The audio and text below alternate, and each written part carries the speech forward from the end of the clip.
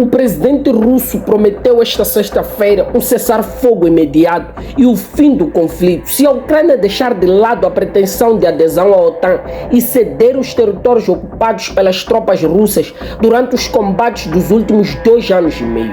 Tendo em vista que a Rússia ocupa hoje praticamente a totalidade de Lugansk e grandes porções da região de Donetsk, assim como partes de Zaporizhzhia e Kherson. Por outro lado, a OTAN diz que a proposta de Putin não foi feita de boa fé e que é mais uma agressão verbal do que uma real tentativa de paz.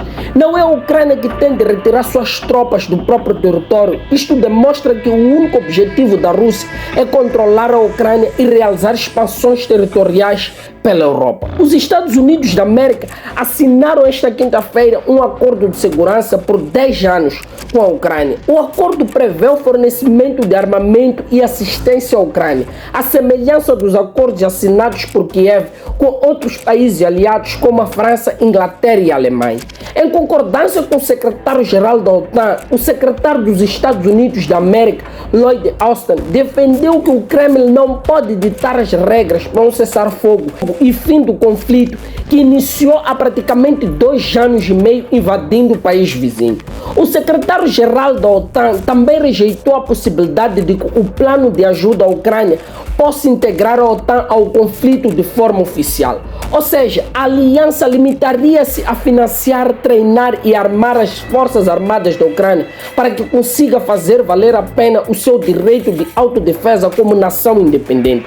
Jens Stoltenberg também anunciou que os 32 países do bloco político-militar OTAN concordaram com a criação de um plano para centralizar o apoio militar à Ucrânia, com armamento e instrução de militares ucranianos. A ideia é assegurar a continuidade do apoio ao país invadido pela Rússia, isso a longo prazo. E o plano está a ser ponderado como uma maneira de evitar que outros países, nomeadamente os Estados Unidos da América, com uma hipotética eleição de Donald Trump para presidente em novembro, cortem o financiamento à Ucrânia.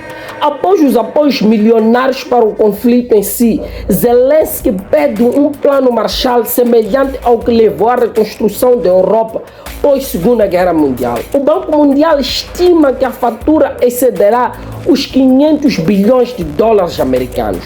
Nos diversos encontros bilaterais, a Ucrânia angariou apoios significativos, incluindo 310 milhões de euros do Reino Unido, um acordo de segurança e 4 milhões e 500 mil dólares pela parte do Japão, além de um plano anual de 300 bilhões por parte dos 7 países mais ricos para garantir apoios estáveis, independentemente de quem estiver no poder.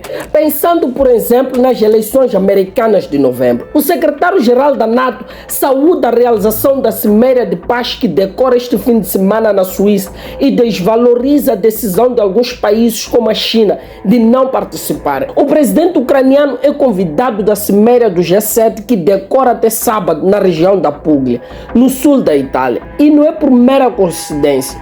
Os 7 países mais industrializados do mundo concordaram em utilizar os juros congelados dos ativos russos na União Europeia para financiar mais um empréstimo de cerca de 46 bilhões de euros de apoio à Ucrânia, numa guerra em que carece de munições e homens, o que fará com que a Rússia combata contra seus próprios recursos.